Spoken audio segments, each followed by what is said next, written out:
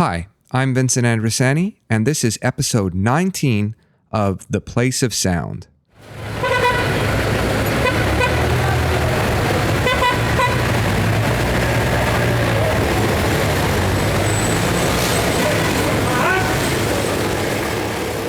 Thanks very much for tuning into this episode, and thanks also to those who've been following along through the last few episodes of the show. For those of you who are listening for the first time, The Place of Sound is a show that explores the theme of space, or the social geography, using sound and listening. We do so through a variety of audio media production formats, so you can expect to do a few different types of listening in a single show. Episodes consist of what we refer to as audio portraits, or oral history-style interviews that explore the topic of home.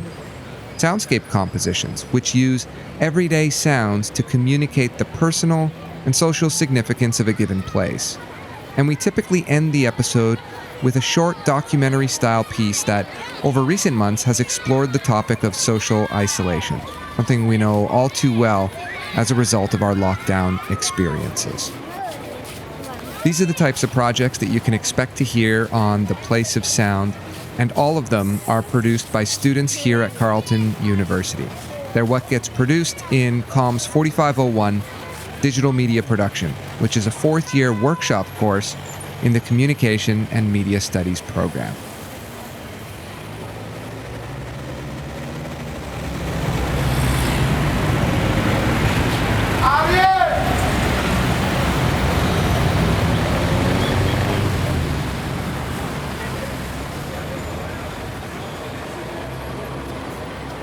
In the last episode, episode 18, we listened to work by Morgan Jones, Julian Almuli, and Riley Dunns. We heard Morgan's audio portrait titled Home Cooked, which featured her friend Malcolm Taylor, who described home through a story about his vavo's famous Portuguese shrimp. We heard Julian's soundscape composition titled A Taste of Spring in the Glebe, which walks the listener through some of Julian's favorite places in his neighborhood of the Glebe.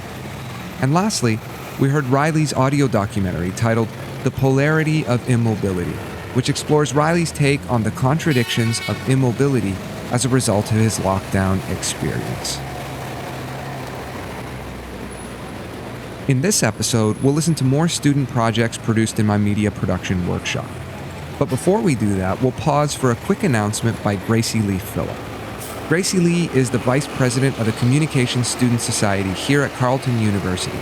And Gracie's going to take this opportunity to introduce herself and some of the events that CCS has planned for this academic year.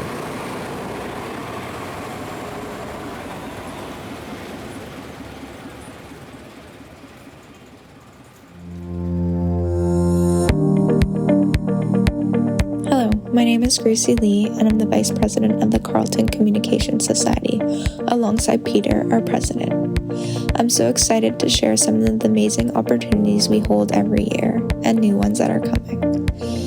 First and foremost, we have the mentorship program coming in two different ways. One, the senior mentorship, and two, our original mentorship.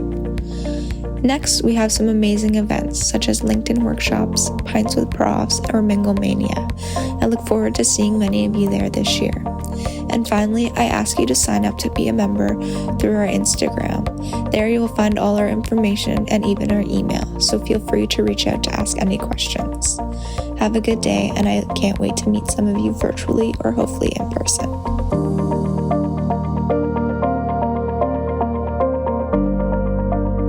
As Gracie Lee mentioned, be sure to follow CCS on their Instagram account, which you can find at CU Comms Society, to stay up to date with everything that they have planned.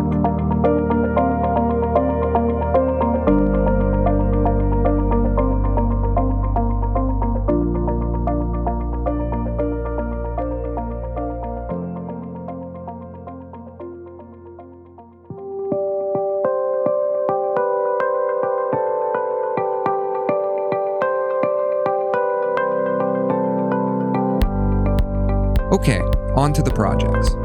In this episode, we'll listen to an audio portrait, a soundscape composition, and an audio documentary. 3 projects in total.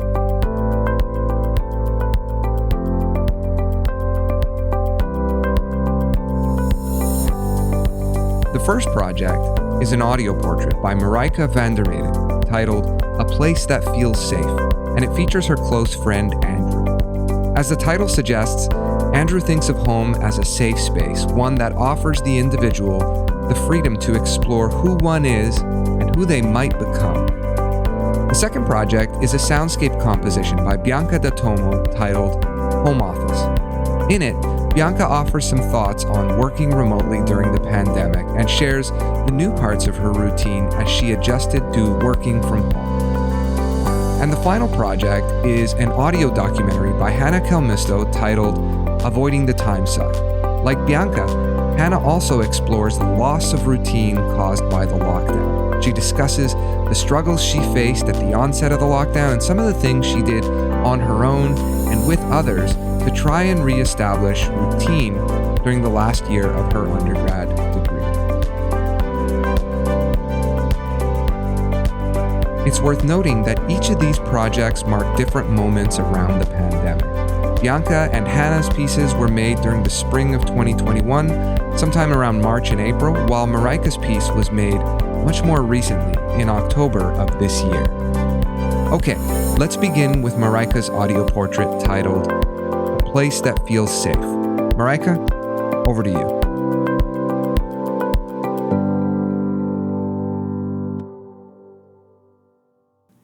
Hello, wonderful humans. My name is Marijke van der Meijden, and I'm a fourth-year student at Carleton University. If you're listening to this, then you're about to hear my audio portrait. This was a project I did exploring the concept of home with my very good friend and roommate, Andrew. We explore the meaning of home, home as a place, home as a space, home as good people. So without further ado, here is Andrew on how the journey home is exploring who you are, forging who you might be, and finding the love and security that allow us to be free. My definition of home, I think, very loosely would be a place that feels safe. It's somewhere where you actually feel free. Growing up, home was somewhere that was very safe because I would feel very, very comfortable and very at ease there. That almost familial level of non-expectation of like, you can be whoever you are going to be or however you're feeling, and there's still love and support here. My current living situation has a lot of that, I feel. The times where we all get together and like, you know, have fun hanging out in the living room or something, or go out for a walk or something like that, or make food, you know, I really feel able to just sort of, you know, roll into the living room and whatever's going on, sit down and just feeling whatever I'm feeling, and for that to be okay and to be comfortable around the other people enough to even want to share that. I think if you don't have a fixed home like that, you tend to seek where you can find those kinds of feelings of safety and security, even unconsciously. And I think in doing that, you gravitate towards the things about your identity that will bring you that feeling that you haven't discovered yet. And I think that is a really important aspect of home, is having people around that allow you to feel safe showing up however you're feeling also results in, you know, feeling safe enough to explore how you might be and who you might be, instead of having to feel that you have to perform any kind of way. Which is actually, not to get too conceptual, but I think talking about home, you also, I feel, really have to talk about the departure from home. Almost the whole idea of the hero's journey, right? You have to leave home to kind of have these adventures and trials and tribulations and figure out who you are. And then the most important element of that whole archetype, and I think of our lives in a lot of ways, is the idea of the return home. You return home changed. And it doesn't have to be the same home that you left from either. But for every home, there is also that which is not home. And I think that is equally important in kind of forging who you are. Home is a very powerful concept. Just speaking the word home to people can, I think, have like a powerful reaction. I think there is a part of us, and again, I think this kind of goes back to the hero's journey of like, I think people just want to go home a lot of the time. I think people want that safety. My favorite quote, actually, like of all time, by Ram Dass, is when describing life, he says, "We're all just walking each other home." I think there is something profound about the way that we all just want that security and love and ability to be who we are. How does one feel working remotely at home when they're used to being out in the world? The pandemic affected their everyday life and well-being. Being someone that now works remotely after years of working at the office, my daily environment has changed drastically. I'm Bianca Dattomo, and join me in listening to the sounds of my remote working in a pandemic.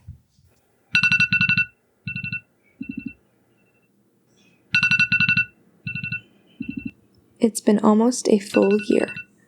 12 months since we were advised to go into lockdown. A global pandemic, they said.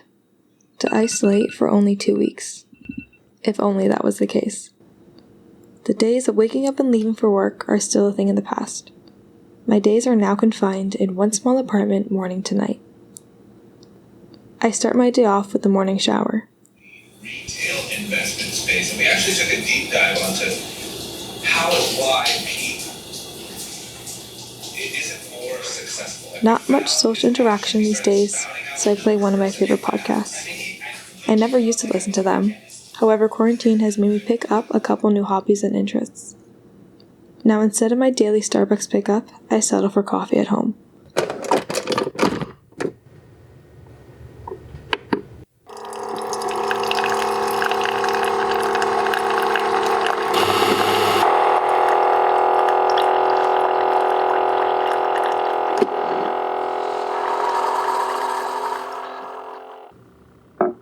It doesn't taste nearly as good, but it does the job. The sound of the Keurig is actually rather unpleasant. Who would have thought that something as simple as coffee could have an overall effect on one's mood? I skip breakfast and just head straight to my desk to get some work done. We first check on the emails, seeing if there's anything urgent that needs to be taken care of. Working remote is something still very foreign to me, and I find myself online for more hours than I would like to admit. The screen time is high, and I've had to invest in some blue light glasses to keep me sane. This is a sound that you can hear often in my apartment. With 3 of us all working from home, remotely, laptops are constant and always being used. The typing of the keys play from morning till evening nonstop. When hunger starts to kick in, I decide to make food. We've been ordering takeout a lot of the nights. I'm not sure if it's because we're bored at home or don't have the motivation to cook.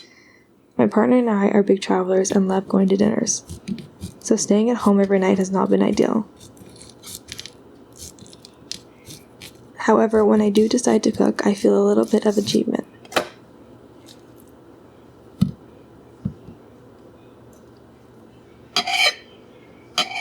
I had a light work day, meaning I could take the dog out for a very long walk.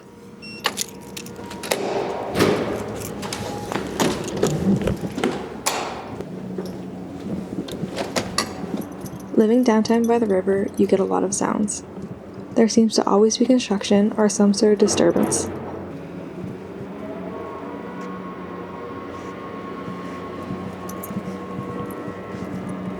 We decide to take a walk right by the river.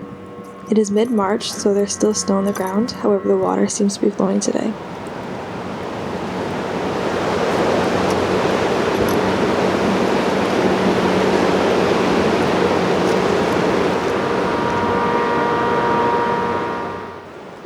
There are a couple people whitewater rafting as we walk by.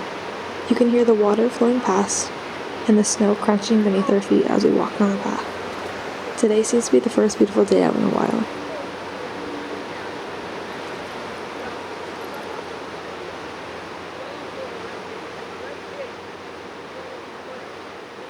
I never was one who liked to go on walks. I actually prefer not to. The lockdown has changed many things, especially this. These walks are now the highlight of my day. Taking in the fresh air and listening to all the sounds, it is a reminder that there's still a world out there, that the world is still alive.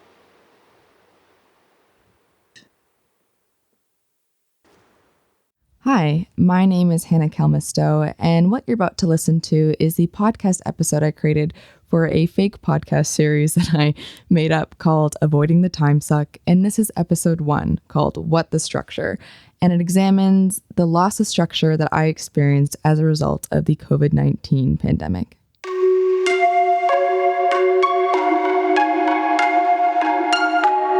Hello, and welcome back to another episode. I'm your host, Hannah Kalmisto, and what a wonderful day it is today. Getting up again, working from home again on day 400 or so of the COVID-19 pandemic. And I don't know about you, but pre-pandemic, it felt like things were constantly moving and that there was never enough time to do everything that needed to be done, whether that be with school, work, friends, or family, let alone yourself. Since passing the 1-year mark of pandemic life, I can't help but reflect on how much has changed, how much I've changed. For some reason, I just keep remembering wishing for life to stop somehow, that things felt too fast, and like I could never really see the big picture. And then finally, through a cruel twist of events, the pandemic happened, essentially forcing pause, but also creating space to stop and reflect.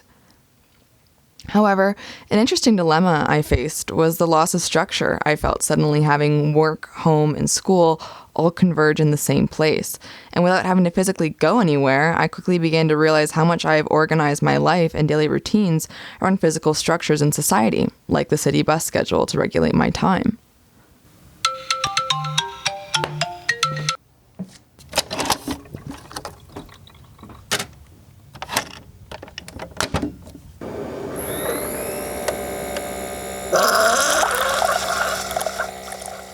And it wasn't until I didn't have it that I realized I had been equating the mindset of school with a routine that didn't exist anymore in the pandemic.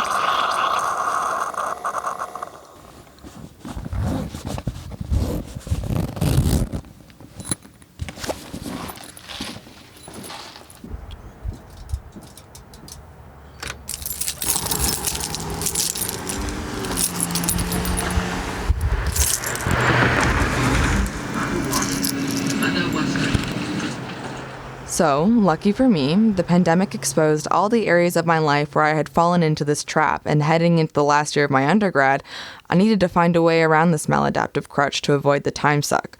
So, for today's episode, let me walk you through a soundscape of my journey to reestablishing structure since living at home during the COVID-19 pandemic. Our government will be creating a $1 billion COVID-19 response fund. Our window to flatten the curve of the epidemic is narrow. We all need to act now. We will be denying entry to Canada to people who are not Canadian citizens or permanent residents. Let me be clear. If you're abroad, it's time for you to come home. Both Canada and the United States will temporarily restrict all non-essential travel across the Canada-US border. How long do you think social distancing and having people work from home will be in place for? We've heard anything from weeks to months. Enough is enough. Go home and stay home. What you just heard was a clip from a video posted by the National Post, which looked at the first year of COVID-19 in Canada through major media and news releases. A concept that has really helped me put into perspective this issue of immobility and productivity during COVID was the disciplinary society versus the control society. To make a long explanation short, the disciplinary society is a society that operates on the principle of creating structures that manage people in time and space, like the bus schedule, which is a very traditional perspective, and it's how I would describe life pre-pandemic. Meanwhile, the control society operates more like a digital footprint that is far more focused on what society is producing than the channels that structure us to do it. And it is a control society that I believe has taken the forefront in managing the COVID-19 pandemic, as seen with the move to online platforms that don't have any physical structure at all, like we see traditionally speaking. When the pandemic first hit in March 2020, I was living in Ottawa with my roommates, and suddenly I was working from home for the first time, which was weird but exciting. And looking back, all I can really remember is that first week of lockdown, I remember watching Contagion with my roommate, which we thought was kind of ironic and surreal because it's like, how can this be happening? Looking back now, it's not that funny, seeing as we're here a year later. Immediately, though, our apartment of 4 felt incredibly cramped, and so the second I got the go-ahead from my manager to pack up and head home, I did.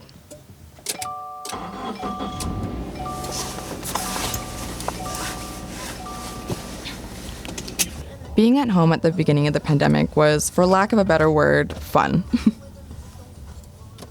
I was suddenly back home with my childhood dog.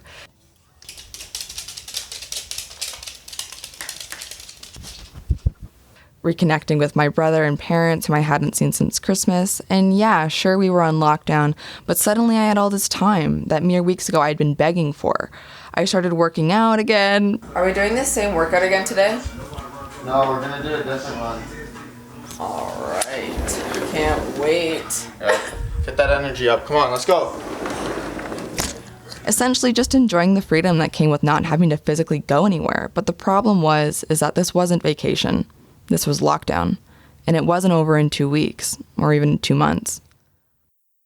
By the time the midway point in the fall semester rolled around, I was fully consumed in the time suck that was working from home. I felt like I was up to my eyeballs with work and school, as there felt like there was never any break. Suddenly, every hour of the day could be work and school, as well as leisure, and navigating that without the physical structures that I had been relying on was becoming overwhelming.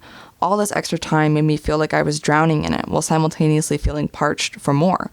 Before, in class, it was a structured 3 hours of time that forced me to attentively listen and be on, if you will, for that time period.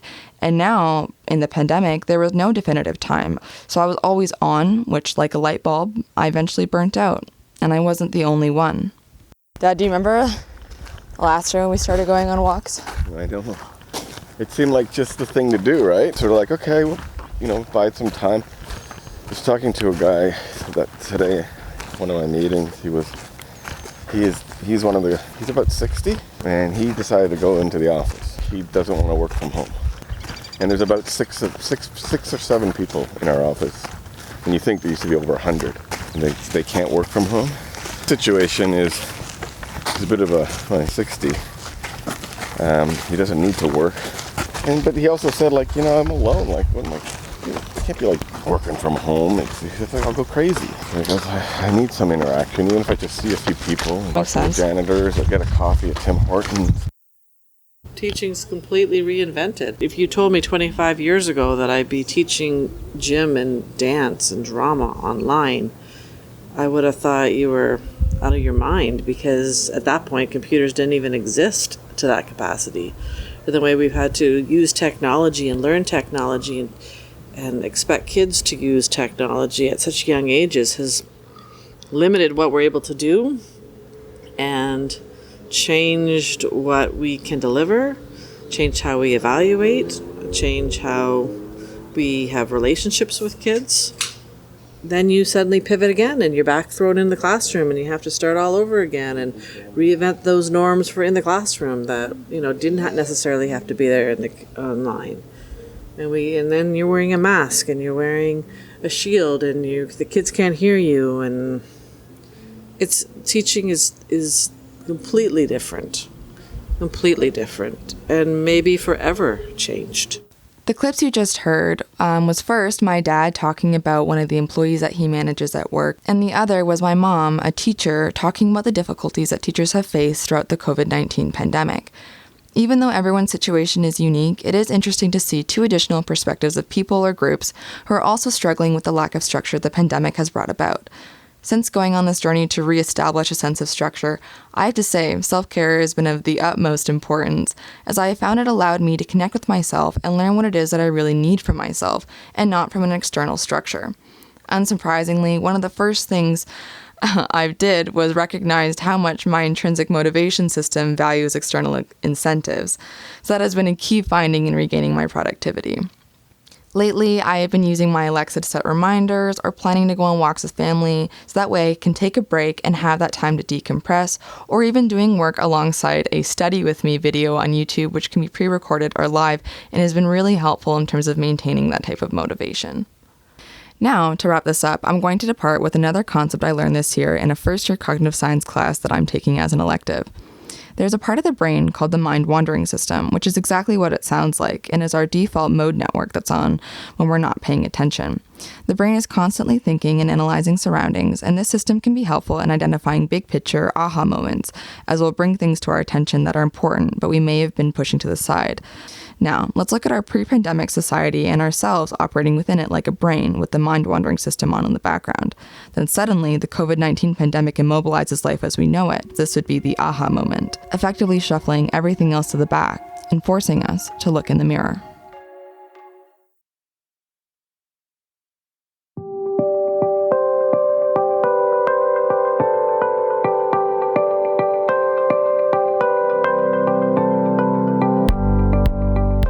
Thanks very much for tuning into this episode of The Place of Sound. But before I sign off, a couple of quick notes. The first is about the featured work section on the Place of Sound website. It's a blog that presents some of the individual projects that you will hear or have heard on this show. On the site, you're of course able to play the audio work itself, but you can also see some of the original photos and the writing that students produce to go along with the audio. Since you can't read that writing or see those photos on the radio show, this is a great way to access it. So check that out in the blog section on theplaceofsound.ca. And the second is that we've now put together enough episodes that there's a bit of an archive emerging. To listen back to previous episodes, you can find them in two places, on ckcufm.com or on the website at theplaceofsound.ca. In the meantime, keep your ear out for upcoming episodes, which air on CKCU Radio every other Monday at 6:30 p.m. Until next time, thanks for listening to The Place of Sound.